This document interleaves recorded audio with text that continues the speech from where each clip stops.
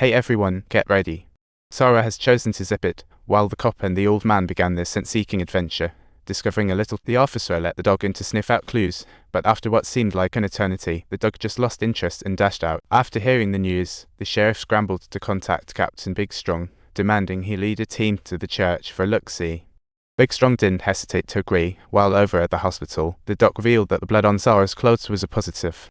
This was totally different from Juno's blood type, so he just tossed the sample aside at the hospital to see what a plot twist. The sheriff suddenly realized the mix-up. Sarah's blood type matched Juno's perfectly, and now he was in a real pickle. He told the female cop to dress Sarah fast and find the cave entrance. They rushed to the church. Upon opening the door, they found the place draped in cobwebs, feeling like a long-abandoned museum. Talk about a spooky vibe. They stumbled upon a dark hole, and the old man reminisced about how his grandfather mined coal down there. Talk about a plot twist. He and two pals explored, expecting gold, but all vanished, heightening the suspense. To go down, they needed a guide, and the sheriff thought of Sarah. After all, she was the only one who made it back. Big Strong was hesitant but went along with the sheriff's plan, and soon everyone was gearing up and raring to go.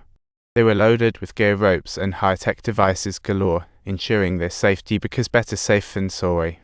The sheriff wanted to bring a gun, but Big Strong talked him out of it, and he ended up settling for a sidearm instead. Once their gear was set, the six of them united for an epic adventure. Let the excitement begin.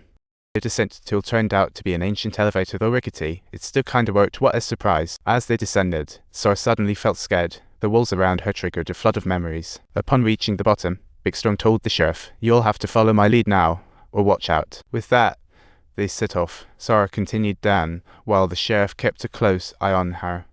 Suddenly, Sarah thought of someone, while Big Strong spotted a wooden support beam below. Excitement was in the air, but they remained alert. He figured this was a good sign, considering most modern mines were made of metal, making wooden supports a rare gem. Wooden supports could give ample reaction time in case of a collapse. Now that's some smart engineering. They moved on and found a warning sign at an intersection reading "Danger, do not enter." Big Strong decided this had to be the path, and they dashed in eagerly. Should have known it would pay off. After thousands of years of evolution, this place had turned into a natural cavern. A visual feast was waiting for them. At that moment, Sarah saw a monster in the dark, jumped in fear, and others looked toward the light, finding it was just her illusion. It was merely a rock that looked just like a monster. No one thought twice and pushed forward. At the junction, the sheriff asked Sarah for possible routes, while Big Strong told Little May to get the tools. Little May pulled out a sonic detector. Into the surprise, she picked up faint sounds. Something was lurking. The sound was faint. Sarah recalled monster memories. The group traced it to a cave. Instead, they discovered Rebecca's body from before, now looking like a horror movie prop, sending them into a panic. The sheriff went forward to inspect, when suddenly a mouse crawled out of Rebecca's mouth. How terrifying. They gasped. The sheriff alerted immediately, linking body and Sarah's blood a danger. This has to be connected to her. What on earth did Sarah go through? The sheriff pondered. Big Strong reminded the sheriff, if Sarah was truly the culprit, she wouldn't just waltz back here calmly. Right now, the priority isn't suspicion, but finding the others. Big Strong directed Little Shuai to head towards the body, and the storyline took off once again. Once Little Shuai entered, Sarah suddenly remembered those details absolutely shouldn't stay here, leaving everyone puzzled.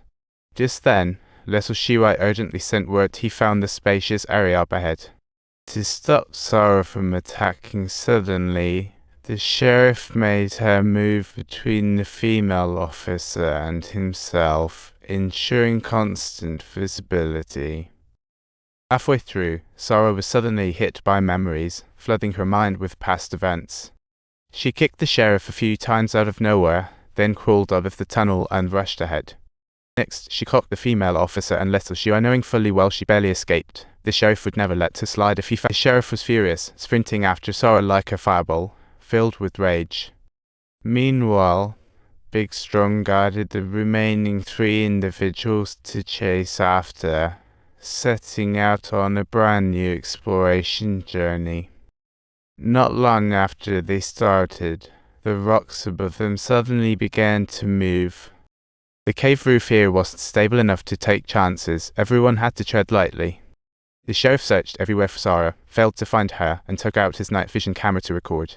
In panic, he drew his gun, fired nervously. The loud blast toppled rocks, leaving Big Strong and others in disarray. Luckily, everyone was okay, just stuck between some rocks. Big Strong attempted to pry the stones loose with all his might. Unfortunately, the pile grew higher as they struggled, only May could find a way. Big Strong comforted, "Don't worry, I won't quit till I find it."